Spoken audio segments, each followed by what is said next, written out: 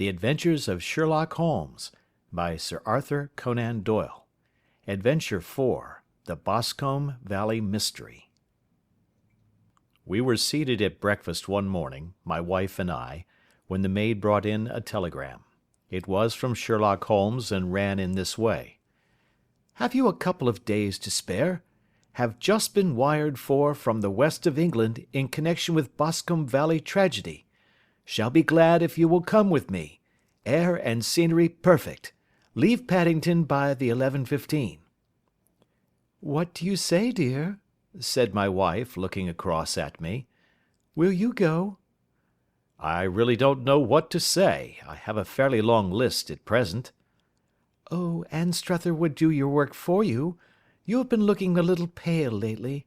I think that the change would do you good, and you are always so interested in Mr. Sherlock Holmes's cases." "I should be ungrateful if I were not, seeing what I gained through one of them," I answered. "But if I am to go, I must pack at once, for I have only half an hour." My experience of camp life in Afghanistan had at least had the effect of making me a prompt and ready traveler. My wants were few and simple, so that in less than the time stated I was in a cab with my valise, rattling away to Paddington Station. Sherlock Holmes was pacing up and down the platform, his tall, gaunt figure made even gaunter and taller by his long grey travelling cloak and close-fitting cloth cap. "It is really very good of you to come, Watson," said he. "It makes a considerable difference to me, having someone with me on whom I can thoroughly rely. Local aid is always either worthless or else biased. If you will keep the two corner seats, I shall get the tickets." We had the carriage to ourselves, save for an immense litter of papers which Holmes had brought with him.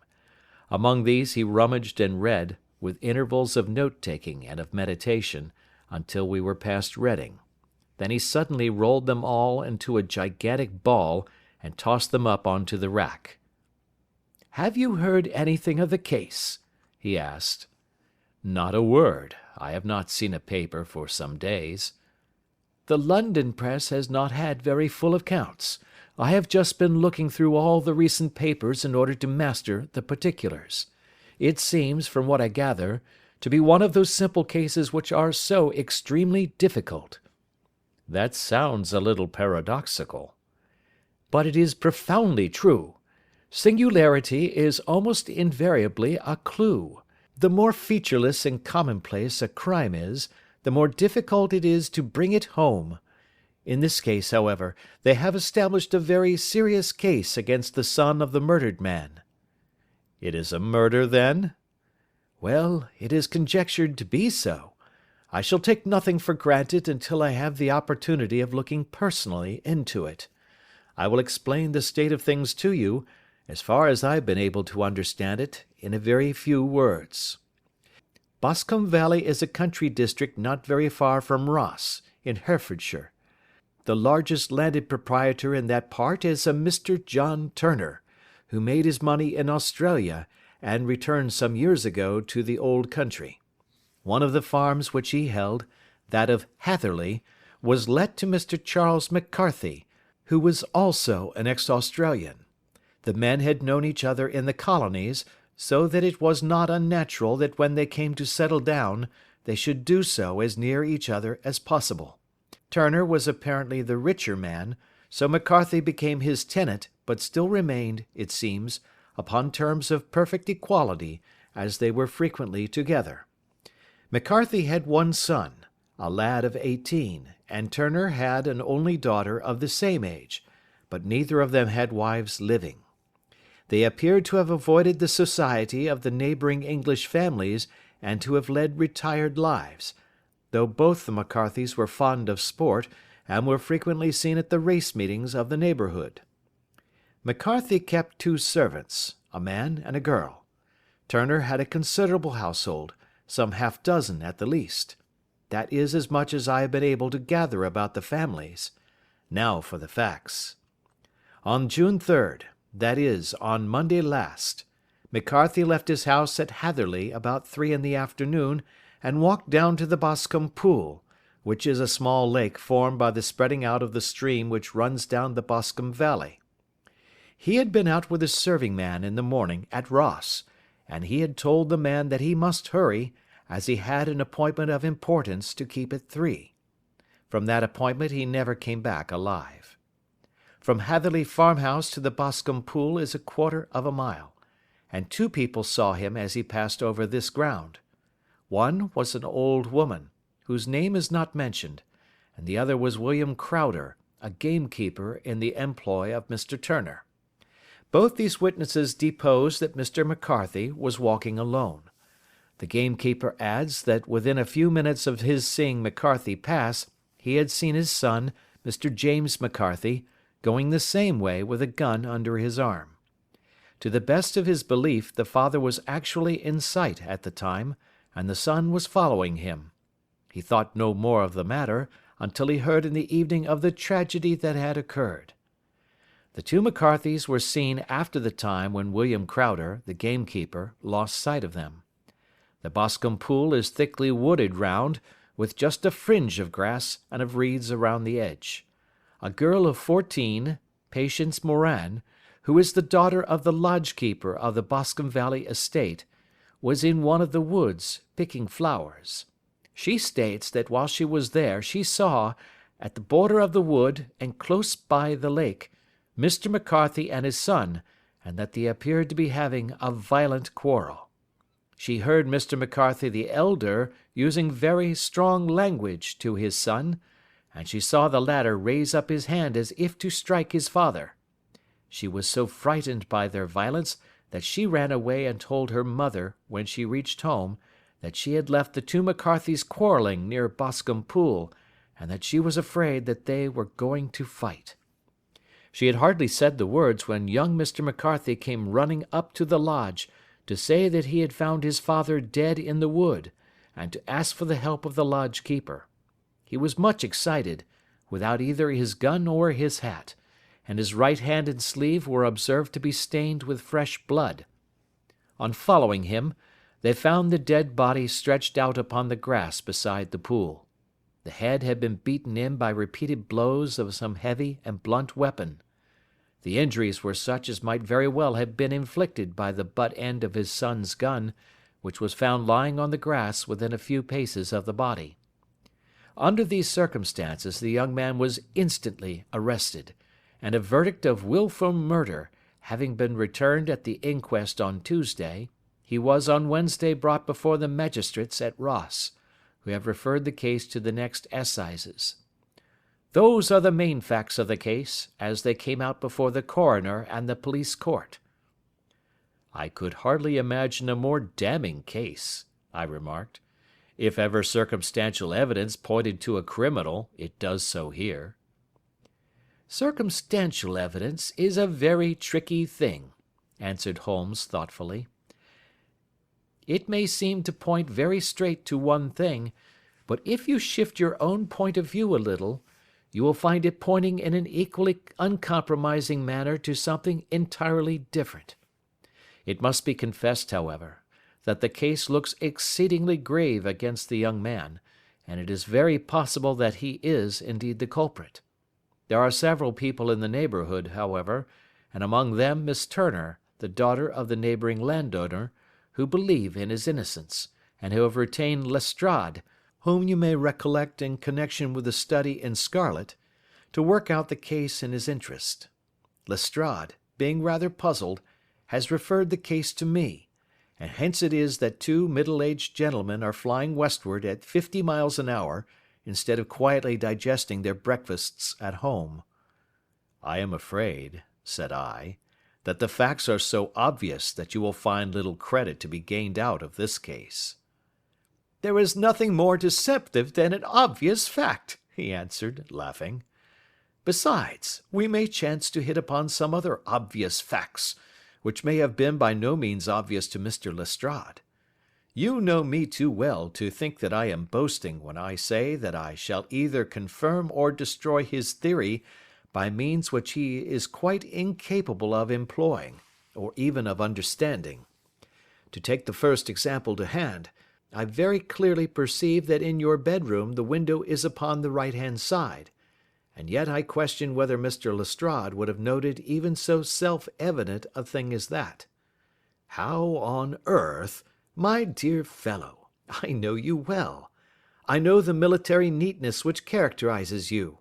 You shave every morning, and in this season you shave by the sunlight.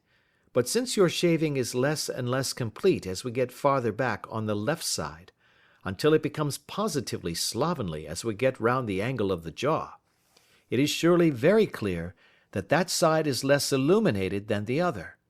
I could not imagine a man of your habits looking at himself in an equal light and being satisfied with such a result.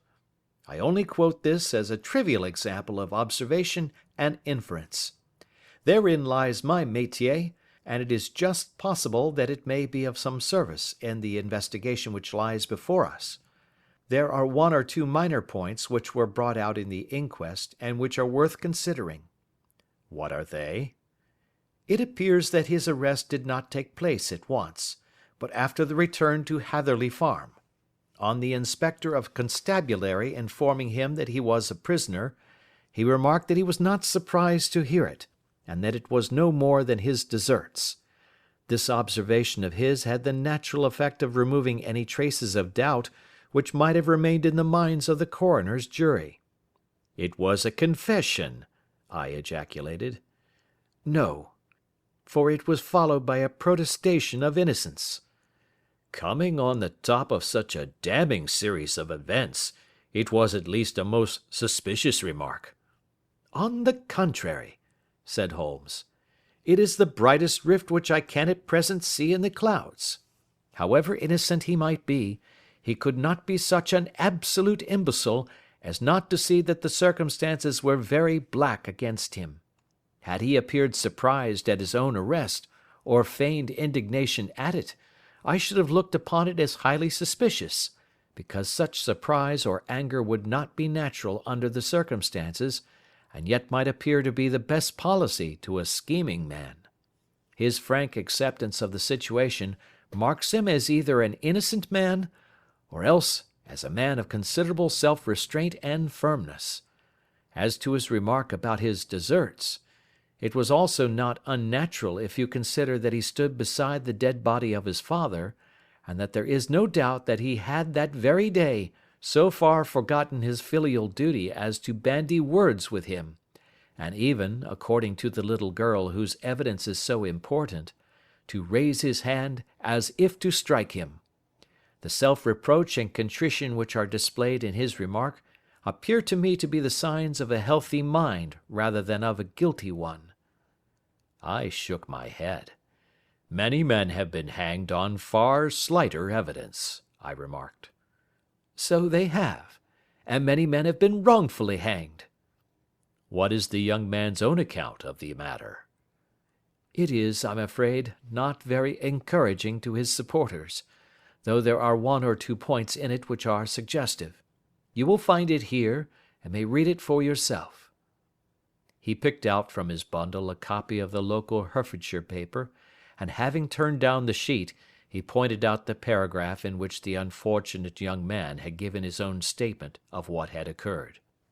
I settled myself down in the corner of the carriage, and read it very carefully.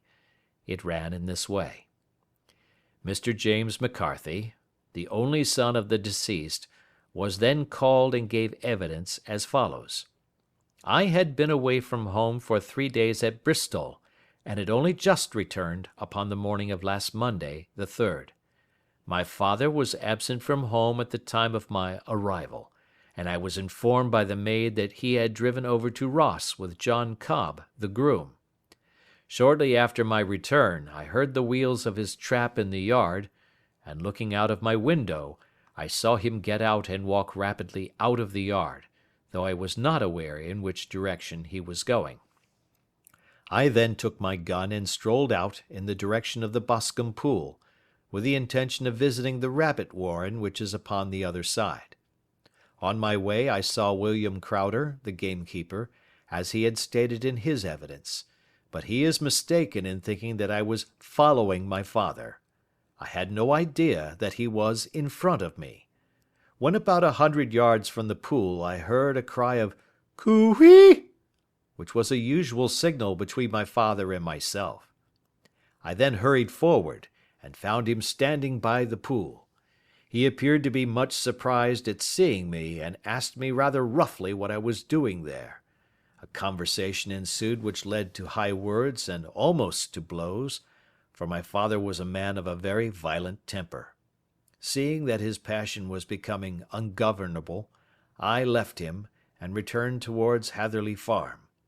I had not gone more than 150 yards, however, when I heard a hideous outcry behind me, which caused me to run back again. I found my father expiring upon the ground, with his head terribly injured. I dropped my gun and held him in my arms, but he almost instantly expired. I knelt beside him for some minutes, and then made my way to Mr. Turner's lodge-keeper, his house being the nearest, to ask for assistance.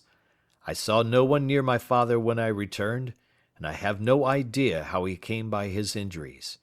He was not a popular man, being somewhat cold and forbidding in his manners, but he had, as far as I know, no active enemies. I know nothing further of the matter. The Coroner: Did your father make any statement to you before he died? Witness: He mumbled a few words, but I could only catch some allusion to a rat. The Coroner: What did you understand by that? Witness: It conveyed no meaning to me. I thought that he was delirious. The Coroner: What was the point upon which you and your father had this final quarrel? Witness: I should prefer not to answer. The Coroner: I am afraid that I must press it. Witness: It is really impossible for me to tell you.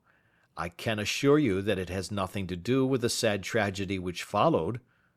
The Coroner: That is for the court to decide. I need not point out to you that your refusal to answer will prejudice your case considerably in any future proceedings which may arise. Witness: I must still refuse. The Coroner: I understand that the cry of "Coo-ee!" was a common signal between you and your father? Witness: It was. The Coroner: How was it then that he uttered it before he saw you, and before he even knew that you had returned from Bristol? Witness, with considerable confusion: I do not know. A juryman: Did you see nothing which aroused your suspicions when you returned on hearing the cry, and found your father fatally injured? Witness: Nothing definite. The Coroner: What do you mean? Witness: I was so disturbed and excited as I rushed out into the open, that I could think of nothing except of my father. Yet I have a vague impression that as I ran forward something lay upon the ground to the left of me.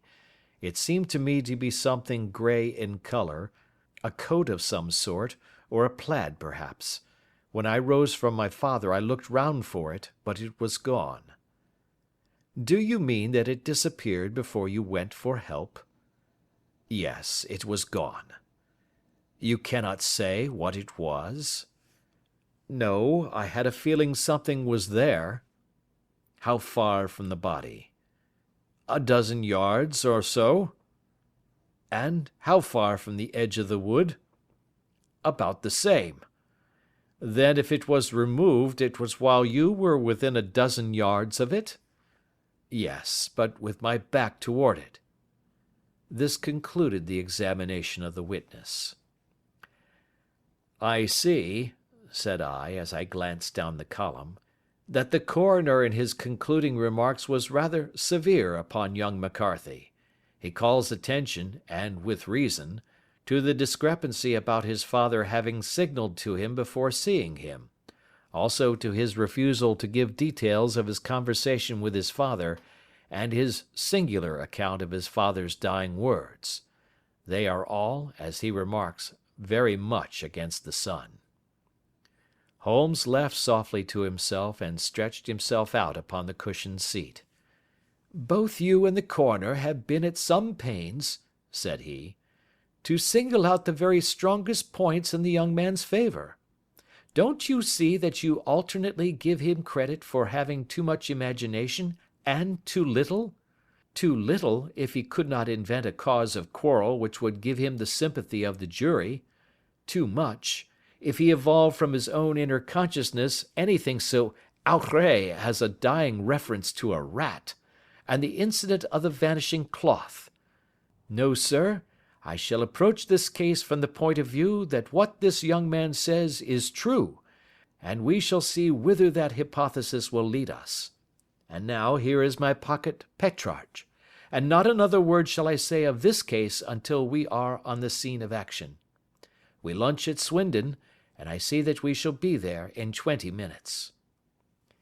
It was nearly 4 o'clock when we at last, after passing through the beautiful Stroud Valley, and over the broad gleaming Severn, found ourselves at the pretty little country town of Ross.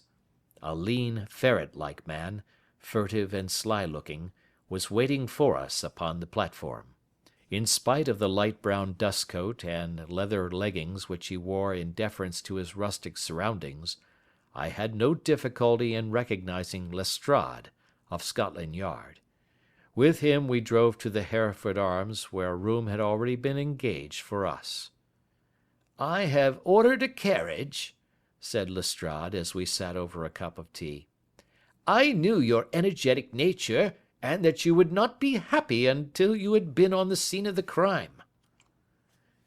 "It was very nice and complimentary of you," Holmes answered. "It is entirely a question of barometric pressure." Lestrade looked startled. "I do not quite follow," he said. "How is the glass? 29, I see. No wind, and not a cloud in the sky. I have a caseful of cigarettes here which need smoking, and the sofa is very much superior to the usual country hotel abomination. I do not think that it is probable that I shall use the carriage tonight." Lestrade laughed indulgently. "You have no doubt already formed your conclusions from the newspapers," he said. "The case is as plain as a pikestaff, and the more one goes into it, the plainer it becomes. Still, of course, one can't refuse a lady, and such a very positive one too. She has heard of you, and would have your opinion, though I repeatedly told her that there was nothing which you could do which I have not already done. Why, bless my soul, here is her carriage at the door." He had hardly spoken before there rushed into the room one of the most lovely young women that I have ever seen in my life. Her violet eyes shining, her lips parted, a pink flush upon her cheeks, all thought of her natural reserve lost in her overpowering excitement and concern. "Oh, Mr. Sherlock Holmes!" she cried, glancing from one to the other of us, and finally, with a woman's quick intuition, fastening upon my companion. "I am so glad that you have come. I have driven down to tell you so. I know that James didn't do it. I know it, and I want you to start upon your work knowing it, too. Never let yourself doubt upon that point. We have known each other since we were little children, and I know his faults as no one else does, but he is too tender-hearted to hurt a fly. Such a charge is absurd to anyone who really knows him." "I hope we may clear him, Miss Turner," said Sherlock Holmes. "You may rely upon my doing all that I can." "But you have read the evidence? You have formed some conclusion? Do you not see some loophole, some flaw? Do you not yourself think that he is innocent?" "I think that it is very probable." "There now!" she cried, throwing back her head and looking defiantly at Lestrade. "You hear? He gives me hopes." Lestrade shrugged his shoulders. "I am afraid that my colleague has been a little quick in forming his conclusions," he said. "But he is right.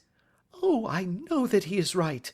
James never did it, and about his quarrel with his father, I am sure that the reason why he would not speak about it to the coroner was because I was concerned in it."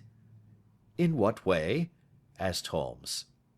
it is no time for me to hide anything. James and his father had many disagreements about me.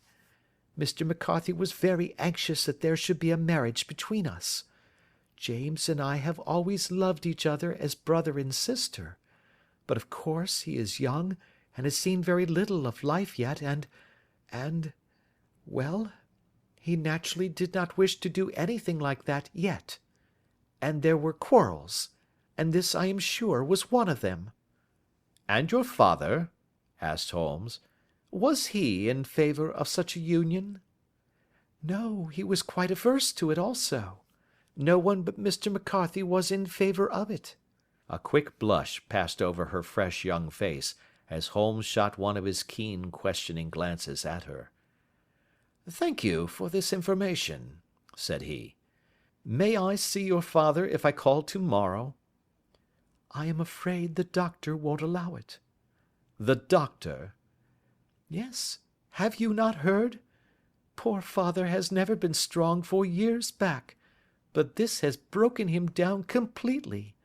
He is taken to his bed, and Dr. Willows says that he is a wreck, and that his nervous system is shattered. Mr. McCarthy was the only man alive who had known Dad in the old days in Victoria." "Ha! In Victoria. That is important." "Yes, at the mines." "Quite so, at the gold mines, where, as I understand, Mr. Turner made his money."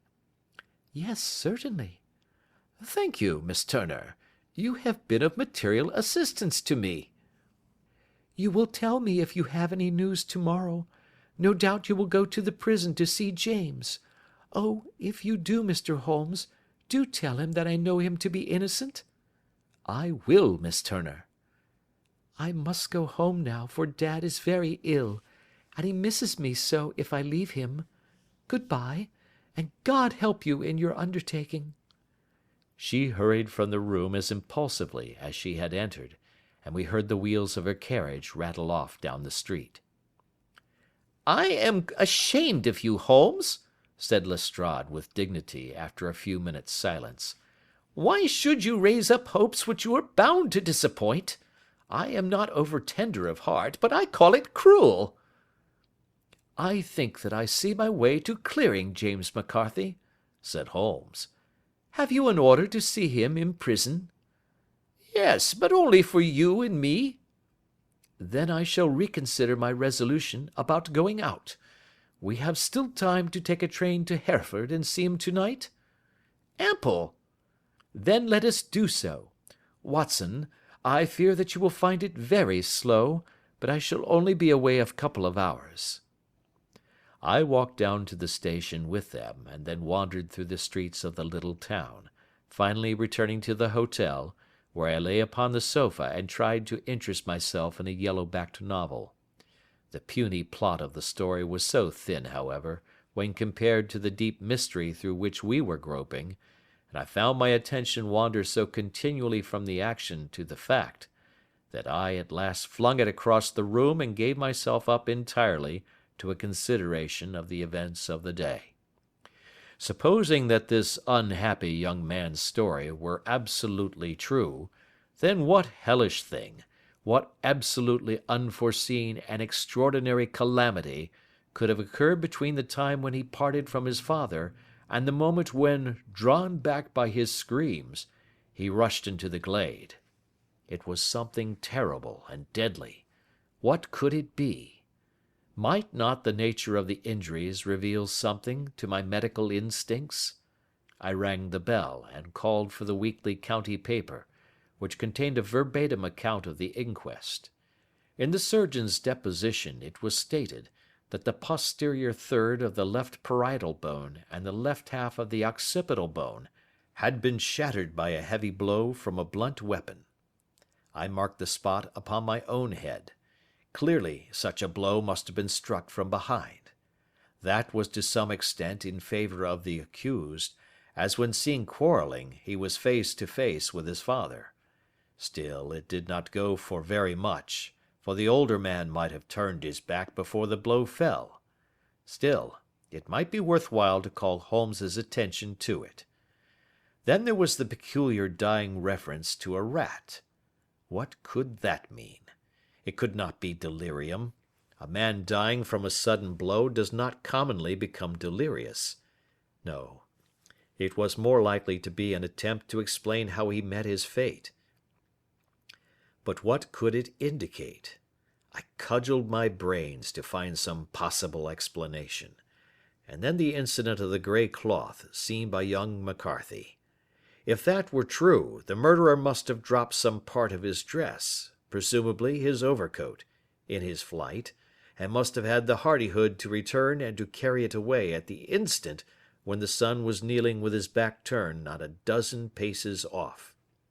What a tissue of mysteries and improbabilities the whole thing was!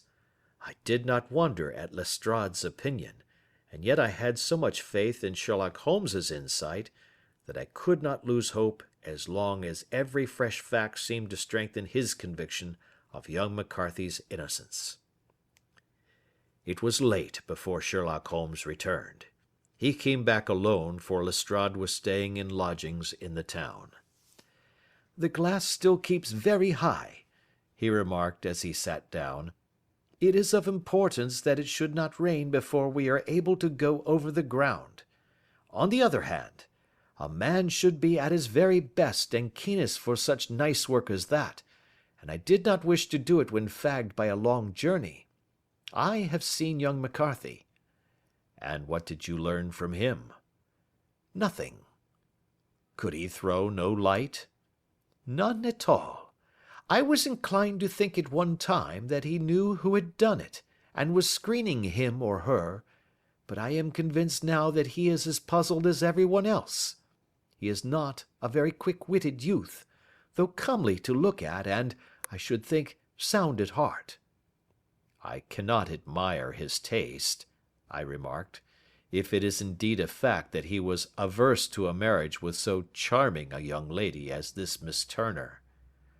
"Ah, thereby hangs a rather painful tale. This fellow is madly, insanely in love with her, but some 2 years ago, when he was only a lad, and before he really knew her, for she had been away 5 years at a boarding school, what does the idiot do but get into the clutches of a barmaid in Bristol, and marry her at a registry office?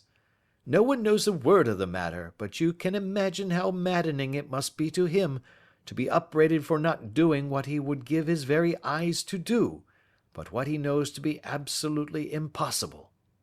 It was sheer frenzy of this sort which made him throw his hands up into the air when his father, at their last interview, was goading him on to propose to Miss Turner.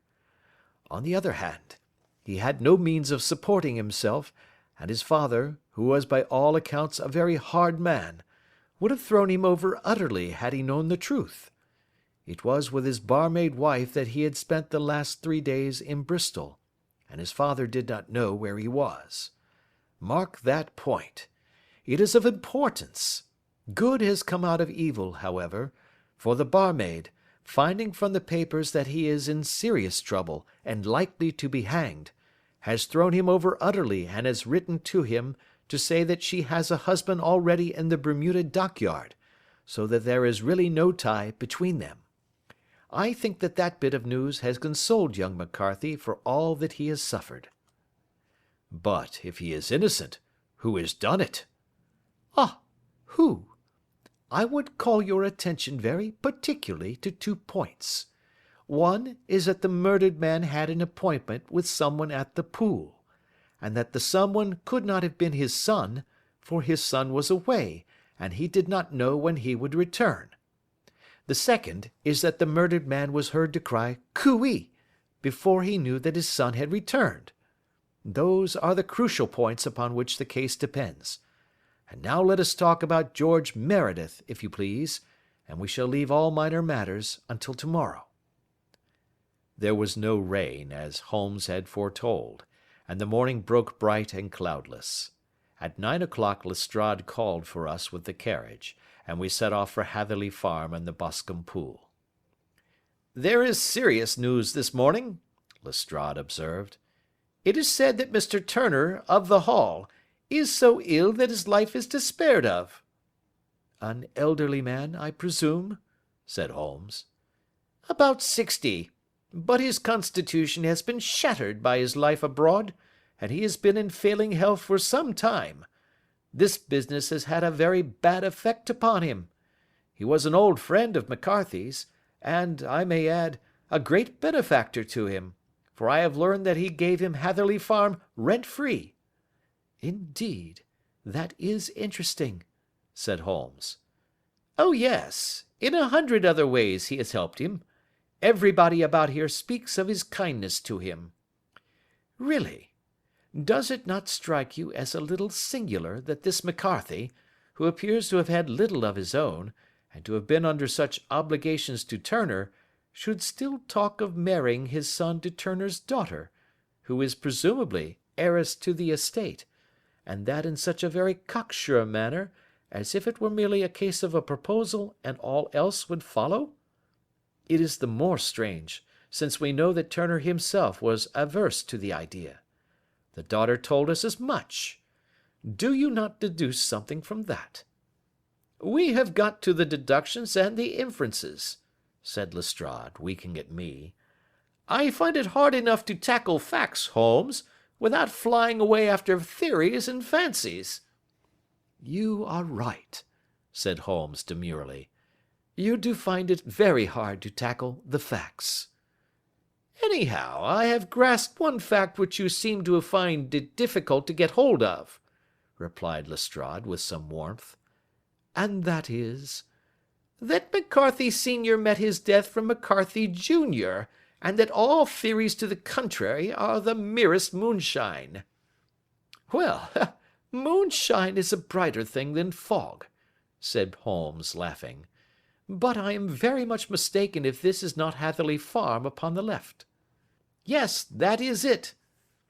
It was a wide-spread, comfortable-looking building, two-storied, slate-roofed, with great yellow blotches of lichen upon the grey walls. The drawn blinds and the smokeless chimneys, however, gave it a stricken look, as though the weight of this horror still lay heavy upon it. We called at the door, when the maid, at Holmes's request, showed us the boots which her master wore at the time of his death, and also a pair of the son's, though not the pair which he had then had. Having measured these very carefully from 7 or 8 different points, Holmes desired to be led to the courtyard, from which we all followed the winding track which led to Boscombe Pool. Sherlock Holmes was transformed when he was hot upon such a scent as this. Men who had only known the quiet thinker and logician of Baker Street would have failed to recognize him. His face flushed and darkened. His brows were drawn into 2 hard black lines, while his eyes shone out from beneath them with a steely glitter. His face was bent downward, his shoulders bowed, his lips compressed, and the veins stood out like whipcord in his long sinewy neck. His nostrils seemed to dilate with a purely animal lust for the chase, and his mind was so absolutely concentrated upon the matter before him, that a question or remark fell unheeded upon his ears, or at the most only provoked a quick, impatient snarl in reply. Swiftly and silently he made his way along the track which ran through the meadows, and so by way of the woods to the Boscombe Pool. It was damp, marshy ground, as is all that district, and there were marks of many feet, both upon the path and amid the short grass which bounded it on either side. Sometimes Holmes would hurry on, sometimes stop dead, and once he made quite a little detour into the meadow. Lestrade and I walked behind him, the detective indifferent and contemptuous, while I watched my friend with the interest which sprang from the conviction that every one of his actions was directed towards a definite end. The Boscombe Pool, which is a little reed-girt sheet of water some 50 yards across, is situated at the boundary between the Hatherley Farm and the private park of the wealthy Mr. Turner. Above the woods which lined it upon the farther side we could see the red, jutting pinnacles which mark the site of the rich landowner's dwelling. On the Hatherley side of the pool the woods grew very thick, and there was a narrow belt of sodden grass 20 paces across, between the edge of the trees and the reeds which lined the lake. Lestrade showed us the exact spot at which the body had been found, and indeed, so moist was the ground, that I could plainly see the traces which had been left by the fall of the stricken man. To Holmes, as I could see by his eager face and peering eyes, very many other things were to be read upon the trampled grass. He ran round like a dog who is picking up a scent, and then turned upon my companion. "What did you go into the pool for?" he asked. "I fished about with a rake. I thought there might be some weapon or other trace. But how on earth—" "Oh, tut, tut, I have no time. That left foot of yours with its inward twist is all over the place. A mole could trace it, and there it vanishes among the reeds. Oh, how simple it would all have been had I been here before they came like a herd of buffalo and wallowed all over it. Here is where the party with the lodge-keeper came, and they have covered all tracks for 6 or 8 feet round the body. But here are 3 separate tracks of the same feet." He drew out a lens, and lay down upon his waterproof to have a better view, talking all the time rather to himself than to us. "These are young McCarthy's feet. Twice he was walking, and once he ran swiftly, so that the soles are deeply marked and the heels hardly visible. That bears out his story. He ran when he saw his father on the ground. Then here are the father's feet as he paced up and down. What is this, then? It is the butt end of the gun as the son stood listening. And this? Ha ha! What have we here? Tiptoes! Tiptoes! Square, too, quite unusual boots. They come, they go, they come again. Of course, that was for the cloak. Now where did they come from?" He ran up and down, sometimes losing, sometimes finding the track until we were well within the edge of the wood, and under the shadow of a great beech, the largest tree in the neighbourhood. Holmes traced his way to the farther side of this, and lay down once more upon his face with a little cry of satisfaction. For a long time he remained there, turning over the leaves and dried sticks, gathering up what seemed to me to be dust into an envelope, and examining with his lens not only the ground, but even the bark of the tree as far as he could reach. A jagged stone was lying among the moss, and this also he carefully examined and retained.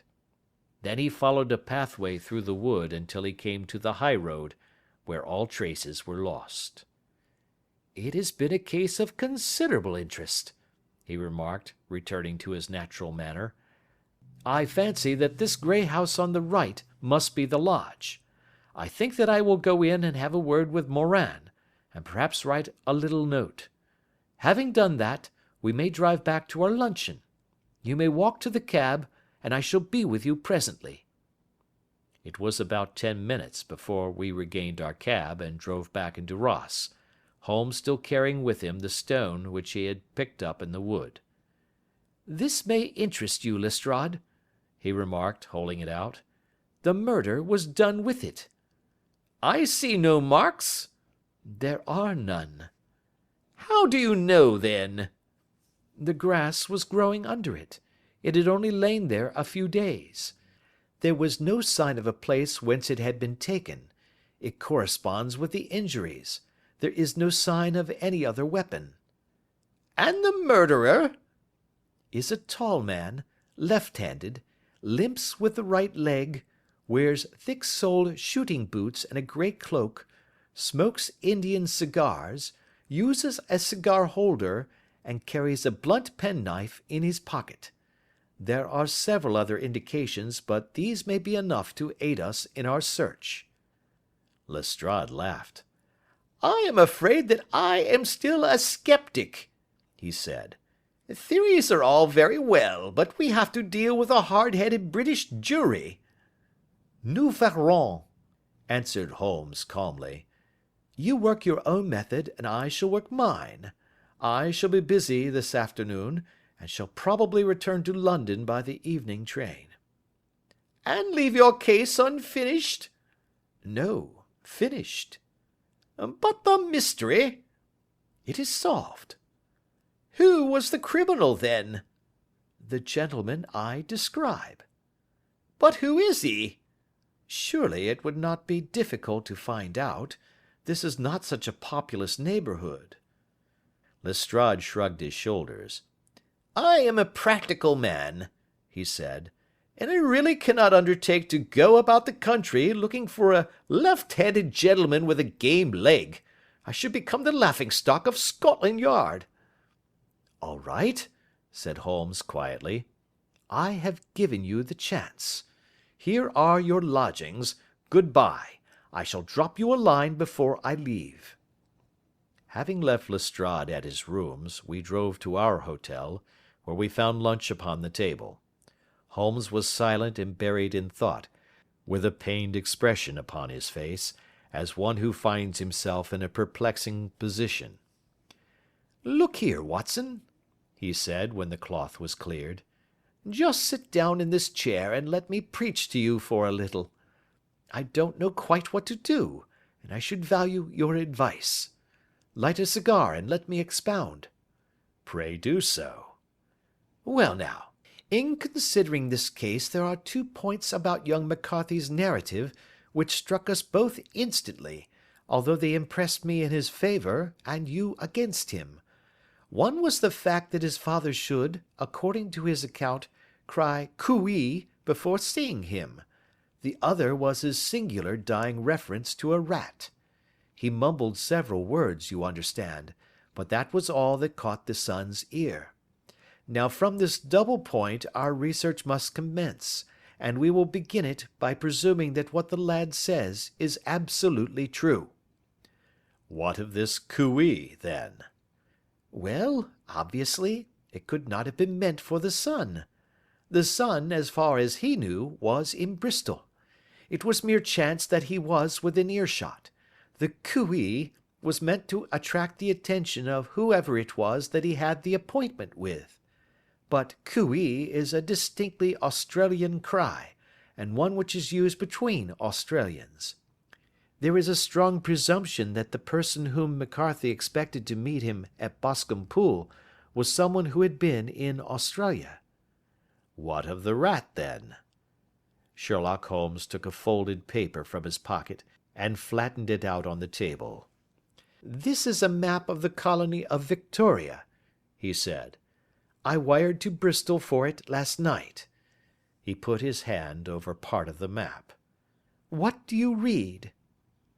"A rat," I read. "And now?" He raised his hand. "Ballarat." "Quite so. That was the word the man uttered, and of which his son only caught the last 2 syllables. He was trying to utter the name of his murderer, so and so of Ballarat." "It is wonderful!" I exclaimed. "It is obvious. And now you see I had narrowed the field down considerably. The possession of a grey garment was a 3rd point which, granting the son's statement to be correct, was a certainty. We have come now out of mere vagueness to the definite conception of an Australian from Ballarat with a grey cloak." "Certainly." "And one who was at home in the district, for the pool can only be approached by the farm or by the estate, where strangers could hardly wander." "Quite so." "Then comes our expedition of to-day. By an examination of the ground I gained the trifling details which I gave to that imbecile Lestrade, as to the personality of the criminal." "But how did you gain them?" "You know my method. It is founded upon the observation of trifles." "His height I know that you might roughly judge from the length of his stride. His boots, too, might be told from their traces." "Yes, they were peculiar boots." "But his lameness?" "The impression of his right foot was always less distinct than his left. He put less weight upon it. Why? Because he limped. He was lame." "But his left-handedness?"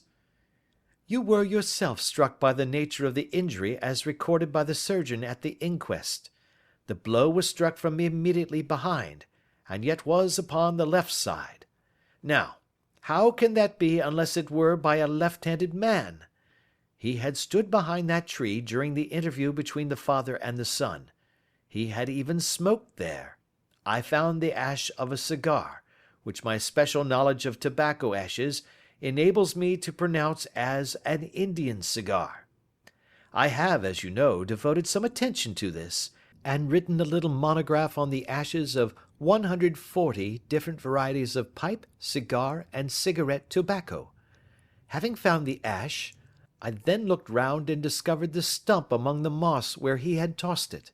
It was an Indian cigar, of the variety which are rolled in Rotterdam. And the cigar holder? I could see that the end had not been in his mouth. Therefore he used a holder. The tip had been cut off, not bitten off, but the cut was not a clean one, so I deduced a blunt penknife. Holmes, I said, you have drawn a net round this man from which he cannot escape, and you have saved an innocent human life as truly as if you had cut the cord which was hanging him. I see the direction in which all this points. The culprit is Mr. John Turner, cried the hotel waiter, opening the door of our sitting room, and ushering in a visitor.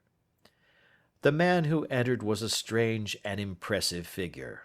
His slow, limping step and bowed shoulders gave the appearance of decrepitude, and yet his hard, deep-lined, craggy features, and his enormous limbs showed that he was possessed of unusual strength of body and of character. His tangled beard, grizzled hair, and outstanding drooping eyebrows combined to give an air of dignity and power to his appearance, but his face was of an ashen white, while his lips and the corners of his nostrils were tinged with a shade of blue. It was clear to me at a glance that he was in the grip of some deadly and chronic disease. "Pray sit down on the sofa," said Holmes gently. "You had my note." Yes, the lodge-keeper brought it up. You said that you wished to see me here to avoid scandal. I thought people would talk if I went to the hall. And why did you wish to see me? He looked across at my companion with despair in his weary eyes, as though his question was already answered. "Yes," said Holmes, answering the look rather than the words. "It is so. I know all about McCarthy." The old man sank his face in his hands. God help me, he cried. But I would not have let the young man come to harm. I give you my word that I would have spoken out if it went against him at the assizes. "I am glad to hear you say so," said Holmes gravely. I would have spoken now had it not been for my dear girl.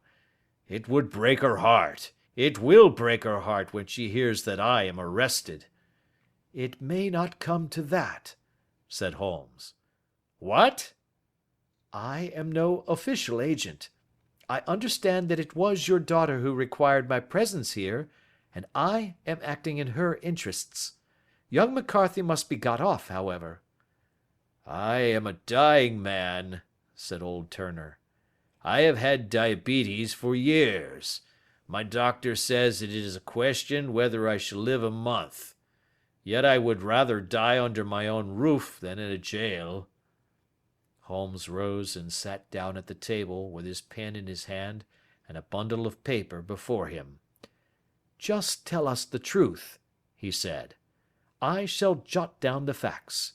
You will sign it, and Watson here can witness it. Then I could produce your confession at the last extremity to save young McCarthy. I promise you that I shall not use it unless it is absolutely needed." "It's as well," said the old man. "It's a question whether I shall live to the assizes, so it matters little to me, but I should wish to spare Alice the shock. And now I will make the thing clear to you. It has been a long time in the acting, but will not take me long to tell. You didn't know this dead man, McCarthy. He was a devil incarnate. I tell you that. God keep you out of the clutches of such a man as he. His grip has been upon me these 20 years, and he has blasted my life. I'll tell you first how I came to be in his power. It was in the early 60s at the diggings. I was a young chap then, hot-blooded and reckless, ready to turn my hand at anything. I got among bad companions, took to drink, had no luck with my claim, took to the bush, and in a word became what you would call over here a highway robber. There were 6 of us, and we had a wild, free life of it, sticking up a station from time to time, or stopping the wagons on the road to the diggings. Black Jack of Ballarat was the name I went under, and our party is still remembered in the colony as the Ballarat Gang. One day, a gold convoy came down from Ballarat to Melbourne, and we lay in wait for it and attacked it. There were 6 troopers and 6 of us, so it was a close thing, but we emptied 4 of their saddles at the first volley. 3 of our boys were killed, however, before we got the swag.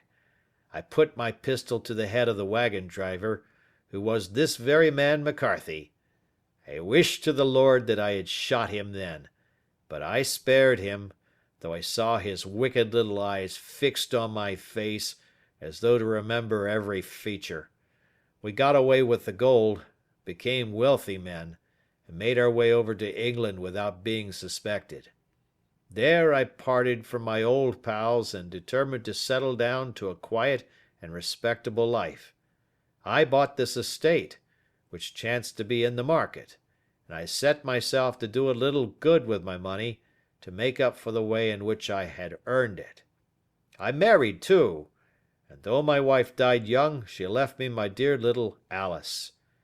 Even when she was just a baby, her wee hand seemed to lead me down the right path as nothing else had ever done. In a word, I turned over a new leaf and did my best to make up for the past. All was going well when McCarthy laid his grip upon me. I had gone up to town about an investment, and I met him in Regent Street with hardly a coat to his back or a boot to his foot. "Here we are, Jack," says he, touching me on the arm. "We'll be as good as a family to you. There's 2 of us, me and my son, and you can have the keeping of us. If you don't, it's a fine law-abiding country is England, and there's always a policeman within hail." Well, down they came to the West Country. There was no shaking them off, and there they have lived rent-free on my best land ever since. There was no rest for me, no peace, no forgetfulness. Turn where I would, there was his cunning, grinning face at my elbow. It grew worse as Alice grew up, for he soon saw I was more afraid of her knowing my past than of the police. Whatever he wanted he must have, and whatever it was I gave him without question, land, money, houses, until at last he asked a thing which I could not give. He asked for Alice. His son, you see, had grown up, and so had my girl, and as I was known to be in weak health, it seemed a fine stroke to him that his lad should step into the whole property. But there I was firm. I would not have his cursed stock mixed with mine. Not that I had any dislike to the lad, but his blood was in him, and that was enough. I stood firm. McCarthy threatened. I braved him to do his worst. We were to meet at the pool midway between our houses to talk it over. When I went down there I found him talking with his son, so I smoked a cigar and waited behind a tree until he should be alone. But as I listened to his talk, all that was black and bitter in me seemed to come uppermost. He was urging his son to marry my daughter, with as little regard for what she might think as if she were a slut from off the streets. It drove me mad to think that I and all that I held most dear should be in the power of such a man as this. Could I not snap the bond? I was already a dying and desperate man. Though clear of mind and fairly strong of limb, I knew that my own fate was sealed. But my memory and my girl, both could be saved if I could but silence that foul tongue. I did it, Mr. Holmes. I would do it again. Deeply as I have sinned, I have led a life of martyrdom to atone for it. But that my girl should be entangled in the same meshes which held me was more than I could suffer. I struck him down with no more compunction than if he had been some foul and venomous beast. His cry brought back his son, but I had gained the cover of the wood, though I was forced to go back to fetch the cloak which I had dropped in my flight. That is the true story, gentlemen, of all that occurred. Well, it is not for me to judge you, said Holmes as the old man signed the statement which had been drawn out. I pray that we may never be exposed to such a temptation. I pray not, sir. And what do you intend to do? In view of your health, nothing. You are yourself aware that you will soon have to answer for your deed at a higher court than the assizes. I will keep your confession, and if McCarthy is condemned I shall be forced to use it.